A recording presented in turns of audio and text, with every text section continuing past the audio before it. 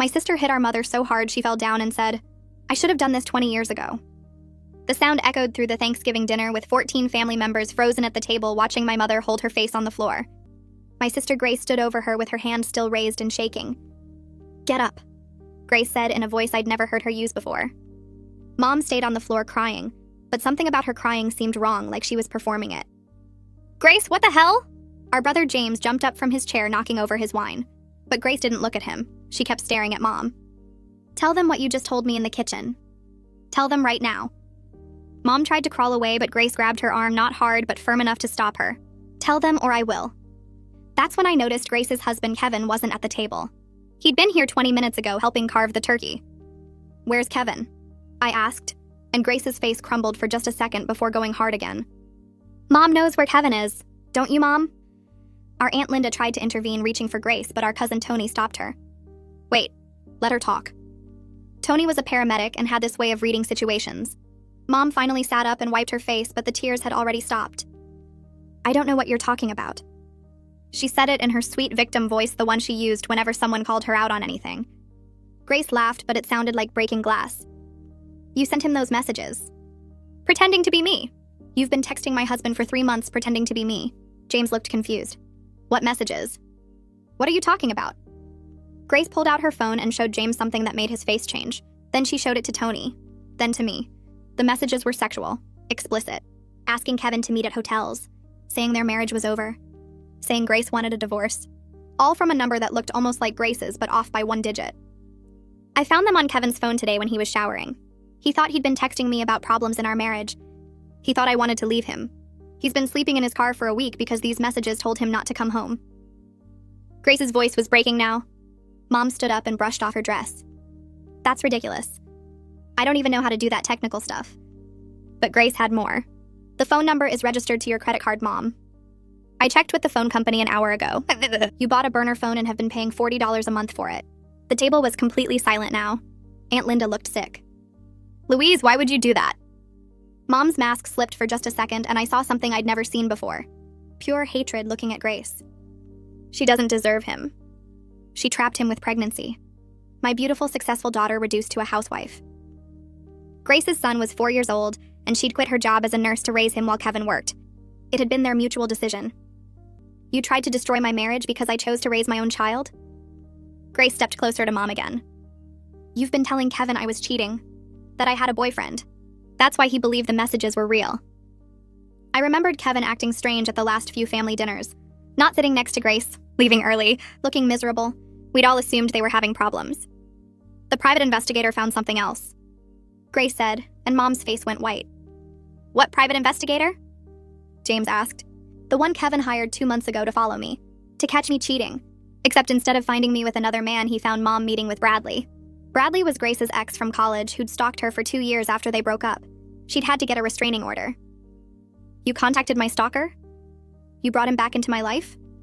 Grace's voice was rising now. Mom tried to walk toward the door, but Tony blocked her. "We're not done here, Louise," he said calmly. "The police are already on their way." That's when Mom lost it completely. She took him from me. Kevin was supposed to be mine. He came to me first at that party 6 years ago. We talked all night until she showed up in that slutty dress and stole him. Everyone at the table looked disgusted. James stood up. "Mom, Kevin is 32. You're 58. What the hell is wrong with you?" Mom turned on him. "You always take her side. Everyone always takes perfect Grace's side. She gets everything she wants." Grace pulled out a folder from her bag. The private investigator found more. "Requested Reds is on Spotify now. Check out link in the description or comments." Grace's hand shook as she pulled more papers from the folder and spread them across the table next to the turkey that nobody was eating anymore. I leaned closer and saw photos printed in color on regular printer paper. Bradley standing outside a house I recognized as Grace's. Bradley sitting in a car across the street. Bradley walking past the preschool where Scarlett went 3 mornings a week. Each photo had a date and time stamped in the corner, and they went back almost a month. My stomach turned over because this wasn't just Mom being controlling or manipulative anymore. This was dangerous. This was Mom putting Grace's actual life at risk by bringing back the man who used to follow her home from work, and leave notes on her car and show up at her apartment at 2 in the morning until the police finally made her get a restraining order. Tony picked up one of the photos, and his face went hard in that professional way he had when he was working in emergency. He pointed at the timestamp on a photo showing Bradley outside the preschool. The date was October 23rd at 9:15 in the morning, which was exactly when Grace dropped Scarlett off every Tuesday and Thursday. Mom had given Bradley Grace's daughter's schedule. Grace made a sound like she couldn't breathe, and James grabbed her arm to steady her, but she yanked away from him. The front door opened, and everyone's head snapped toward the sound. Kevin stood in the doorway with his coat still on and his keys in his hand. He looked terrible, like he hadn't slept in days, which he probably hadn't if he'd been sleeping in his car. His eyes went to Mom first, still on the floor near the door, then to Grace standing by the table with tears on her face, then to the photos spread across the table next to the mashed potatoes. He walked closer without saying anything and picked up one of the photos. His face changed as he looked at it, really looked at it and understood what he was seeing. He picked up another photo, then another, and I watched all the color drain out of his face until he looked sick. Kevin set the photos down carefully like they might break and turned to look at Mom. She tried her victim face again with the big sad eyes and the trembling lip, but Kevin just stared at her. Grace was watching him, and I could see her trying to read his face, trying to figure out if he believed her now, or if he still thought she was lying. Kevin's hands curled into fists at his sides and he opened his mouth, but nothing came out at first. Finally, he said Mom's name, just her first name, in a voice so flat and cold it made me shiver. Mom started to speak, but Kevin held up one hand to stop her and she actually shut up, which never happened. Kevin picked up his phone from his pocket and started scrolling through something, and his jaw got tighter and tighter. He turned the phone toward Grace and showed her the screen, and even from where I stood I could see it was text messages. The fake messages Mom had sent pretending to be Grace. Grace looked at the phone, then at Kevin, and her face just crumbled. Not the angry kind of breaking from before, but something worse, like watching someone's heart actually crack open. She started crying for real now, with her whole body shaking and her hands covering her face. Kevin took one step toward her, then stopped like he'd hit an invisible wall. His hands were still in fists, and I couldn't tell if he wanted to hug her or punch something or both. The space between them felt huge, even though they were only maybe 6 feet apart. Grace dropped her hands from her face and looked at Kevin, and he looked back at her, and nobody else in the room existed for those few seconds. I could see everything they weren't saying written all over their faces. Her asking if he believed her now. Him trying to figure out how he could have been so stupid. Both of them trying to understand how they'd gotten here. Kevin's face twisted up and he turned away from Grace and walked to the window. His shoulders were shaking and I realized he was crying too. James started to say something, but Tony grabbed his arm and shook his head. We all just stood there in this horrible silence while Grace and Kevin fell apart in the same room, but couldn't even touch each other. That's when we heard the sirens. Mom's face changed again, dropping the victim act completely, and now she just looked scared. Tony moved to block the front door without even thinking about it, which made sense since he dealt with situations like this all the time in his job. The sirens got louder and then stopped right outside, and we heard car doors slamming. Someone knocked hard on the door and said police. Tony opened it and 2 officers came in, looking around at all of us frozen in this weird, horrible tableau. One officer was older with gray hair and the other was younger, maybe 30. They both had that calm, professional look like they'd seen everything before. The older officer asked who called and Tony said he did. The officer looked at Mom still on the floor, then at Grace crying by the table, then at all the photos spread out like evidence at a crime scene. He asked if everyone could please move to separate rooms so they could take statements. The younger officer started directing people and I ended up in the kitchen with Tony, while other family members got sent to different parts of the house. Through the doorway, I could see into the living room where they'd put Mom on the couch. She sat perfectly straight with her hands folded in her lap, and her victim face back on full force. She pulled a tissue from her purse and dabbed at her eyes, even though I could see from where I stood that her eyes were completely dry. The tissue thing was just performance, just like the crying on the floor had been performance. The older officer sat across from her with a notebook and started asking questions. I couldn't hear what they were saying, but I could see Mom's mouth moving in that sweet, innocent way she had. Probably telling them Grace was unstable or going through something or making up lies. The officer's face stayed neutral and professional as he wrote things down. In the kitchen, Tony sat at the table with his arms crossed and I sat across from him. The younger officer came in and introduced himself and asked me to tell him what happened. I started from the beginning with Grace hitting Mom and the sound it made and everyone freezing. I told him about the fake phone messages and the burner phone and Bradley. I told him about the photos.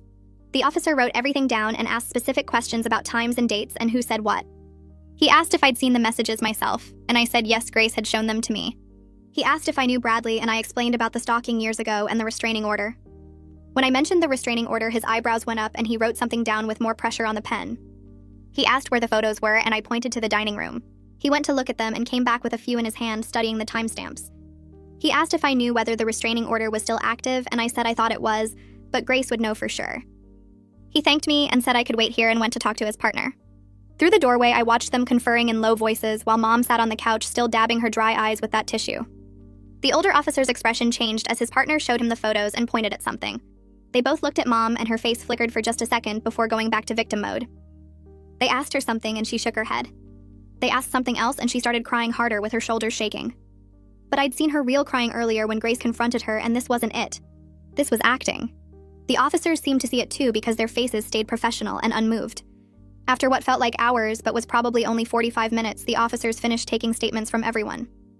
They came back to the living room where they'd gathered us all again. The older officer said they were investigating allegations of stalking, harassment, and identity theft. He said they'd need to take the phone records and photos as evidence. He looked at Mom and said they'd be in touch and she should expect to hear from the district attorney's office. Mom's victim face finally cracked and she stood up fast. She said this was ridiculous and her children were ganging up on her and she hadn't done anything wrong. The officer just looked at her with that flat, professional expression and said she might want to contact a lawyer. Mom started to walk toward the door, but the younger officer stepped in front of her politely and said she needed to stay until they were finished. She sat back down hard on the couch and her hands were shaking, but not in a sad way. In an angry way. The officers took photos of the evidence with their phones and put the papers in plastic bags they got from their car. They took Grace's statement last in the dining room, and I could hear her voice shaking as she told them everything. When they were done, they told everyone they could leave but to stay available for follow-up questions. The older officer pulled Grace aside and gave her a card with a number for victim services.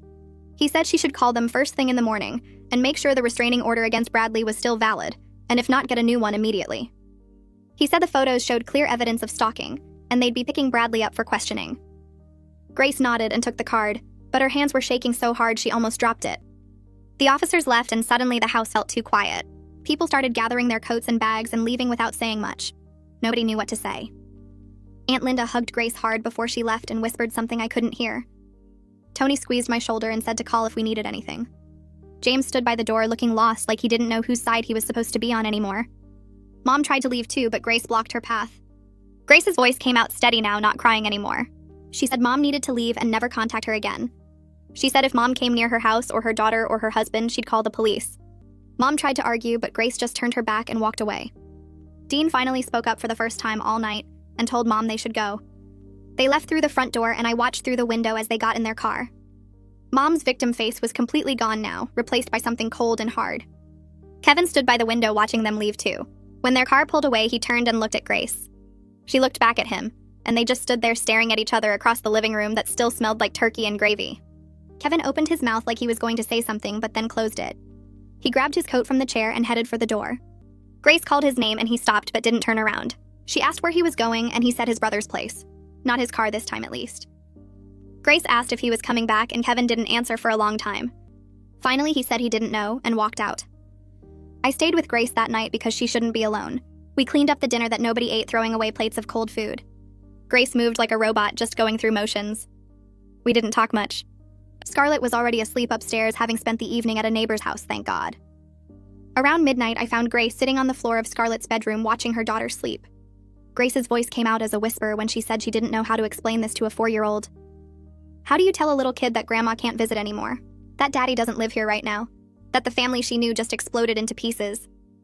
I sat down next to her on the floor, and we stayed there until almost 2 a.m, just watching Scarlett breathe in her sleep. 2 days later, my phone rang with a number I didn't recognize. I almost didn't answer, but something made me pick up. A woman's voice said this was Thea Wallace, the private investigator. She said she found something in Mom's phone records that involved me specifically, and could we meet for coffee? My stomach dropped straight through the floor because suddenly I was remembering things I hadn't thought about in years. My college boyfriend breaking up with me junior year out of nowhere. He said someone who cared about me had told him I was cheating. He wouldn't say who. I spent months trying to figure out what I'd done wrong, never once thinking someone had lied to him. I met Thea at a coffee shop near my apartment the next morning. She was younger than I expected, maybe 40, with dark hair pulled back and sharp eyes that missed nothing. She had a folder with her and slid it across the table before I'd even ordered. I opened it and saw printouts of text messages. Messages from a number I didn't recognize, sent to a number that made my chest tight because I remembered it. That was the number my college boyfriend had before he switched carriers. The messages said I was sleeping with my study partner. They included photos of me having coffee with him at the campus library. The photos were taken from far away through windows like surveillance photos. The messages said I'd been lying about staying late to study and was actually meeting up with this other guy. My study partner's name was right there in the messages.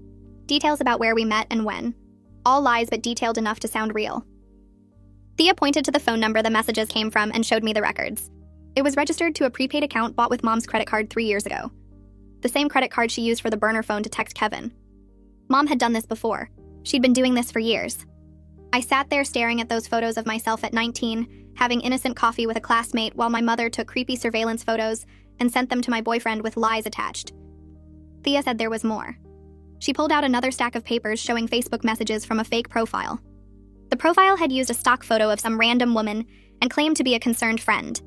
The messages to my boyfriend were even more explicit, claiming I'd confessed to cheating and was just using him. The profile disappeared 2 days after my boyfriend broke up with me. I remembered that breakup so clearly. Sitting in his dorm room while he told me he knew what I'd been doing. Me confused and trying to understand what he meant. Him getting angrier because he thought I was playing dumb. Me crying and begging him to tell me what he was talking about. Him finally showing me one photo on his phone before deleting it. A photo of me with my study partner. I'd thought he was just jealous and insecure. I'd spent years thinking I'd dated someone who didn't trust me, never knowing my own mother had destroyed that relationship on purpose. I drove to James's house without calling first. I needed to know if Mom had done this to him too. I found him on his back porch at 11 in the morning with a beer in his hand, even though it was a Tuesday. He looked surprised to see me, then resigned, like he knew why I was there. I sat down next to him and asked if Mom had ever messed with his relationships. James took a long drink of his beer and stared at his backyard for a while before answering. He said Sarah was staying at her sister's house. They were separated. Not officially, but separated. Sarah was tired of him defending Mom, tired of him making excuses, tired of him choosing his mother over his wife. James said he couldn't stop thinking about his ex-fiancée who broke up with him right before he was going to propose. Her name was Rachel, and they'd been together 3 years. One day she came to his apartment crying and showed him photos someone had sent her. Photos that supposedly proved he was still sleeping with his ex-girlfriend. James said the photos were fake, or at least misleading. They showed him hugging his ex, but it was at a mutual friend's wedding and it was just a friendly hug. But someone had taken that photo and others like it and sent them to Rachel with messages saying he was cheating. Rachel broke up with him that night. He never found out who sent the photos because they came from an anonymous email that got deleted. James looked at me and his eyes were red, like he'd been crying or drinking or both. He said Sarah told him yesterday that Mom had called her 3 months ago. Mom told Sarah that James was having an emotional affair with a coworker. Mom said she was worried about their marriage and thought Sarah should know. That's when the trust issues started. That's when Sarah started questioning where James was and who he was texting. That's when their marriage started falling apart. James said he'd been getting weird emails for years from anonymous accounts. Emails warning him about people in his life. Warning him that friends were talking behind his back. Warning him that coworkers were trying to sabotage him. He always thought it was spam or some internet troll. Now he was wondering if every single one came from Mom. I went back to Grace's house that night after the police finished taking statements. The house felt empty, even though Grace and I were both there sitting at her kitchen table. She kept opening and closing her phone like she wanted to text someone but couldn't figure out who. I asked if she'd heard from Kevin and she shook her head without looking up. The silence between us felt heavy and wrong. We'd never been the kind of sisters who didn't know what to say to each other. Grace finally put her phone down and told me she needed to go back to work. She'd been doing occasional shifts at the hospital to keep her nursing license active, and she had one scheduled in 2 weeks. I didn't understand why she was thinking about work right now, but I just nodded. 2 weeks passed in this weird fog where none of us really talked to each other. James stopped answering my calls. Dad stayed at a hotel downtown. Grace texted me once to say Kevin was still at his brother's place. Then Grace called me at 6 in the morning on a Tuesday, sounding panicked. Bradley had shown up at the hospital. She was working the night shift in the emergency room, and he just walked in through the main entrance like he had every right to be there. Security got him out before he reached her floor, but not before he told the front desk person that Grace wanted to see him again. That Louise had told him Grace missed him and wanted to reconnect. Grace was shaking so hard when she got home that she couldn't hold her coffee cup. I drove over and found her sitting on her front porch even though it was freezing outside. She kept saying Mom was still doing this, still trying to hurt her even after everything that happened at Thanksgiving. The police investigation was ongoing, but apparently that wasn't stopping Mom from contacting Grace's stalker and sending him to her workplace. 3 days later, a thick envelope arrived at my apartment. The return address was from some law firm downtown I'd never heard of. Inside was a letter on fancy letterhead from Louise's lawyer. I read it twice before I understood what it was saying. The lawyer claimed Mom was suffering from early onset dementia, that she wasn't in her right mind during the incidents, that she needed medical help, not criminal prosecution. I drove straight to Grace's house without calling first. She was in her kitchen making lunch for her daughter when I walked in and threw the letter on her counter. Grace picked it up and read it while I watched her face go from confused to red. She threw the letter across the kitchen hard enough that it hit the refrigerator. Then she screamed that Mom was lucid enough to pay a burner phone bill for 3 months. Lucid enough to track Kevin's location and plan meetings with Bradley. Lucid enough to create fake social media profiles and send messages at specific times. She could cut the confused elderly woman act because nobody was buying it. Grace called Thea the private investigator that same afternoon. She asked Thea to set up a meeting with Kevin, somewhere neutral with Thea there as a third party. It took another week before Kevin agreed. We met at a coffee shop across town from where Grace and Kevin lived. The kind of generic place with uncomfortable chairs and bad lighting. Kevin looked terrible. He'd lost weight and had dark circles under his eyes like he wasn't sleeping. Grace sat across from him, and I sat at a different table close enough to hear, but far enough to give them space. Thea sat next to Grace with her notebook open, even though she wasn't writing anything. Kevin started talking before Grace could say anything. He told her he believed the fake messages so easily because Louise had been telling him for months that Grace seemed distant and unhappy. Little comments here and there about how Grace wasn't herself lately. How she seemed distracted when Kevin talked to her. How she'd mentioned feeling trapped at home with their daughter. Kevin said Louise planted all these seeds of doubt over family dinners and phone calls. So when the texts started coming from that number saying Grace wanted a divorce, it seemed possible. It seemed like maybe Grace had finally admitted what Louise had been hinting at for months. Grace stared at Kevin for a long time before she spoke. She told him she didn't know if she could forgive him for doubting her so completely. For hiring a private investigator to follow her instead of just asking her directly what was wrong. For sleeping in his car for a week rather than coming home to talk to her face to face. Kevin said he didn't know if he could forgive himself either. His voice cracked when he said it, and then they were both just sitting there crying in the middle of a Starbucks. Thea quietly pushed the tissue box across the table toward them. I watched from my table and felt this overwhelming anger at Mom for destroying something that had been good. Grace and Kevin had been happy before this. They'd been one of those couples that actually liked each other. I needed to talk to Dad. He'd been avoiding all of us since Thanksgiving, and that needed to stop. I drove to his office the next day without calling ahead because I knew he'd make an excuse not to see me. His secretary tried to stop me, but I walked past her desk and straight into his office. Dad looked up from his computer surprised and guilty. I closed the door behind me and asked him why he let this happen. Dad started with the same excuses about not knowing Mom would go this far. About thinking she was just difficult and possessive but not dangerous. I lost it on him then. I told him his job as a husband and father was to imagine it could go this far. His job was to stop it before it destroyed his children's lives. Dad's face crumpled and he looked old suddenly. Older than I'd ever seen him look. He told me Louise had an obsession with Kevin from the moment Grace brought him to a family dinner 6 years ago. Dad had caught Mom going through Grace's phone multiple times looking at photos of Kevin. He'd found her texting Kevin directly under the pretense of planning family events, but the messages were too friendly, too personal. Dad convinced himself it was harmless maternal concern, rather than the dangerous thing it actually was. He said he was realizing now that his silence made him part of everything that followed. He'd chosen to look away instead of protecting his daughter, and now he had to live with that choice. The next family gathering happened at James's house a week later. It was supposed to be just a casual dinner, but nobody felt casual about anything anymore. I was helping clean up in the kitchen when our aunt pulled me aside. She wanted to talk somewhere private, so we went out to James's garage. She told me she'd warned Dad years ago that Louise's behavior toward Grace's boyfriends was wrong and controlling. She described things from when Grace was in high school. Times when Mom would flirt with Grace's dates or find reasons they weren't good enough. How Mom would dress younger when Grace brought boys home. How she'd position herself between Grace and whatever guy she was seeing. I felt sick listening to it. This pattern had been going on for decades, and everyone just accepted it as Louise being Louise. Nobody stopped her. Nobody protected Grace from her own mother. The prosecutor called Grace about a month after Thanksgiving. I was at her house when her phone rang, and I watched her face change as she listened. The prosecutor explained they were charging Louise with stalking, harassment, and identity theft. The penalties could include jail time, but more likely probation given her age and clean record. Grace thanked the prosecutor and hung up. She told me later she didn't even care about punishment anymore. She just wanted Mom to stay away from her family forever. She wanted to know her daughter was safe and that Mom couldn't reach Kevin or manipulate any of them again.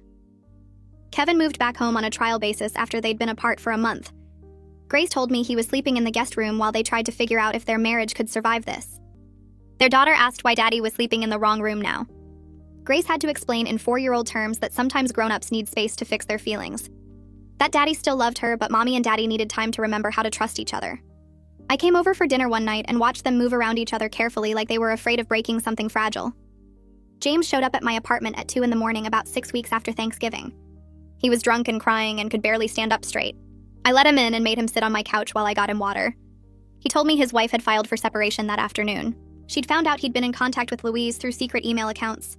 James said he didn't know why he couldn't just cut Mom off completely. He kept making these excuses for her in his head, even though he knew what she'd done to Grace.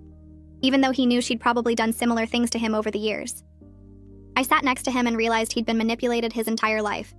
He was so twisted up by Mom's gaslighting that he still thought he owed her something despite everything she'd done to our family. I started seeing a therapist 2 weeks after James showed up drunk at my apartment. Grace had been pushing me to go, saying we all needed help processing what Mom had done, but I kept putting it off because admitting I needed therapy felt like admitting Mom had won somehow. My first session was in a small office with beige walls and a couch that smelled like lavender, and the therapist asked me to describe my relationship with my mother. I started talking about the Thanksgiving incident, and she stopped me. She wanted to know about before that, about my childhood, about how Mom treated me growing up. I realized I didn't have many good memories that didn't involve Mom somehow ruining them or making them about her. The therapist wrote something down and asked if I'd ever noticed Mom sabotaging my relationships. I told her about Noah and the fake Facebook profile, and she asked if there were others. I sat there trying to remember, and suddenly it was like a dam breaking. My high school boyfriend who got anonymous letters saying I was cheating. My college roommate who moved out suddenly after Mom visited and told her I'd been talking behind her back. The job opportunity in another state that fell through after the hiring manager said someone called with concerns about my reliability. I'd spent years thinking I was the problem, that something about me pushed people away, and now I was seeing it was her the whole time. The therapist said Mom's behavior fit the pattern of a narcissistic parent who saw her children as extensions of herself rather than separate people. She explained that when I started forming my own relationships and identity, Mom felt threatened and worked to isolate me so I'd stay dependent on her. I cried for the first time since Thanksgiving. Not angry tears, but the kind that come when you finally understand something that's been hurting you for years. Grace called me 3 weeks after she and Kevin started couples therapy. She sounded different on the phone, tired but less brittle than before. She told me their therapist was making them do exercises where they had to communicate without attacking each other, and it was the hardest thing she'd ever done. Kevin had admitted in their last session that part of him was angry at Grace for having a mother like Louise, which made no logical sense, but he couldn't help feeling it. The therapist said that kind of honesty was actually progress because they were finally saying the real things instead of the safe things. Grace asked if I thought they'd make it through this. I didn't know what to tell her because their marriage looked so broken from the outside, but I said if they were both still trying, then maybe that meant something. She went quiet for a minute and then told me Kevin had moved back into their bedroom the night before. Not because everything was fixed, but because they both decided they were tired of sleeping apart while trying to rebuild their marriage. She said it felt strange and familiar at the same time, like coming home to a house that had been rearranged while you were gone. Mom showed up at my office on a Tuesday morning exactly 4 weeks after the no-contact order went into effect. I was at my desk working on a report when the receptionist called saying someone was here to see me. I walked out to the lobby, and there she was holding a huge bouquet of roses and a card, her eyes already red like she'd been crying. She started talking before I could react, saying she just needed to apologize, that she'd made mistakes, but she was my mother, and didn't that count for something? My coworkers were staring, and I felt my face get hot with embarrassment and rage. I pulled out my phone and called the police while she kept talking, her voice getting louder and more desperate. She said I was being cruel, that Grace had poisoned me against her, that she'd given me everything, and this was how I repaid her. 2 officers arrived within 10 minutes, and I showed them the no-contact order. Mom's whole demeanor changed when she saw the police. She started crying harder and saying her children had abandoned her for no reason, that she was just a mother who loved too much. The officers weren't buying it. They asked her to come with them, and she refused, so they took her arms and started walking her toward the door. She screamed the whole way across the lobby that we'd regret this, that family was supposed to forgive each other, that she'd done nothing wrong. My boss came out of his office and asked if I was okay. I nodded, but I wasn't. I was shaking so hard I had to sit down in the lobby chair where Mom had been standing minutes before. The court hearing was scheduled for early March, 4 months after Thanksgiving. Grace and I drove there together while Kevin followed in his own car because he was testifying as a witness. We walked into the courthouse and saw Mom already sitting on a bench in the hallway. She was in a wheelchair that she absolutely did not need, wearing a cardigan that made her look frail and old, her hair styled to look thinner than it actually was. Grace grabbed my arm hard enough to hurt. The bailiff called us into the courtroom, and Mom's lawyer wheeled her to the front. The prosecutor presented all the evidence, the phone records, the messages to Kevin, the meetings with Bradley, the violation of the no-contact order at my workplace.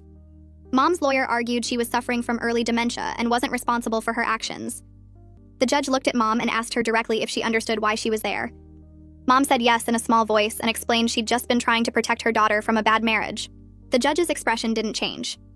He said the evidence showed a pattern of deliberate manipulation spanning months, and dementia didn't explain the level of planning involved. He granted restraining orders for me, Grace, James, and Kevin that would last 2 years. He gave her 2 years probation with mandatory psychiatric evaluation. If she violated any of the orders, she'd go to jail. Mom started crying and saying it wasn't fair, but the judge was already moving on to the next case. Dean called me a week after the hearing. His voice sounded hollow on the phone, and he asked if he could come over to talk. He showed up at my apartment that evening carrying a single box of his belongings. He told me he'd filed for divorce that morning after 35 years of marriage. He was moving into a small apartment across town and wanted to apologize to each of us separately because a group apology felt too easy. He sat on my couch looking smaller than I'd ever seen him and said he knew sorry wasn't enough. He'd watched Mom manipulate and control us for decades and convinced himself it was just her personality, that it was harmless. He'd chosen to look away instead of protecting his children, and now he had to live with enabling everything that followed. I wanted to stay angry at him, but I could hear in his voice that he was genuinely broken. He said he didn't expect forgiveness, but he wanted us to know he was done making excuses for her. He was choosing us now, even though it was decades too late. After he left, I sat in the dark for an hour thinking about how many people had seen what Mom was doing and done nothing to stop it. My therapist helped me understand that Mom's sabotage wasn't about me being inadequate or unlovable. She explained that people like Louise need to control the people around them because it makes them feel powerful and important. When I formed my own relationships or made my own choices, it threatened her sense of control, so she worked to destroy anything that took my attention away from her. The therapist said understanding this wouldn't erase the damage Mom had caused, but it might help me stop blaming myself for her actions. We worked on identifying the patterns of manipulation, so I could recognize them if they showed up in other relationships. She taught me that healthy people don't punish you for having a life outside of them, and that needing space or independence doesn't make you selfish or ungrateful. I started keeping a journal of things I'd accomplished or relationships I'd built despite Mom's interference, and seeing it written down made me realize I was stronger than I'd given myself credit for. The damage was real, and it would take years to fully process, but at least now I understood it wasn't my fault. 6 months after Thanksgiving, Grace and Kevin renewed their vows in a small ceremony at a park near their house. It wasn't about pretending the damage hadn't happened or that everything was perfect now. It was about choosing each other again with full knowledge of how fragile trust could be and how much work it took to rebuild it. Grace wore a simple blue dress and Kevin's hands shook when he put the ring back on her finger. They'd written their own vows and Grace's voice broke when she promised to never let anyone come between them again, even family. Kevin promised to trust her enough to ask questions instead of believing the worst. Dean was there looking uncomfortable in a suit that didn't fit right anymore. James came alone because Sarah was still deciding about their marriage. Scarlett stood next to her parents in a flower crown, asking why everyone was crying. When Grace and Kevin kissed, everyone did cry because we all knew how hard they'd fought to get to this moment. The ceremony lasted maybe 20 minutes, but it felt more real than their original wedding 6 years ago, when none of us knew what Mom was capable of or how much damage one person's obsession could cause. We gathered for Thanksgiving 1 year later at my apartment because Grace's house still felt contaminated by last year's memories. I'd spent 2 days cooking and cleaning, wanting everything to be perfect, even though perfect wasn't really the point. Dean arrived first carrying wine and looking nervous like he wasn't sure he'd be welcome. Grace and Kevin came with Scarlett, who'd grown at least 3 inches and wouldn't stop talking about her preschool teacher. James showed up alone because Sarah had decided to stay with her sister, while she figured out if their marriage could survive his months of secret contact with Mom. We sat around my small dining table that barely fit everyone, and passed dishes without mentioning the empty chair where Mom would have sat. Scarlett asked where Grandma was, and Grace told her simply that Grandma was sick and couldn't visit anymore. No one corrected her or added details because Scarlett was 5 now, and that was enough truth for a 5-year-old to carry. We talked about normal things like James's new job and Dean's apartment and Kevin's promotion at work. The conversation felt lighter without Mom's presence, like we could finally breathe without waiting for her to turn something innocent into ammunition. Nobody brought up the court case or the restraining orders or the divorce. That absence of her poison spreading through every interaction felt like the healthiest thing we'd done as a family in years. We were just existing together, damaged but trying, broken but not destroyed, and that was enough for now.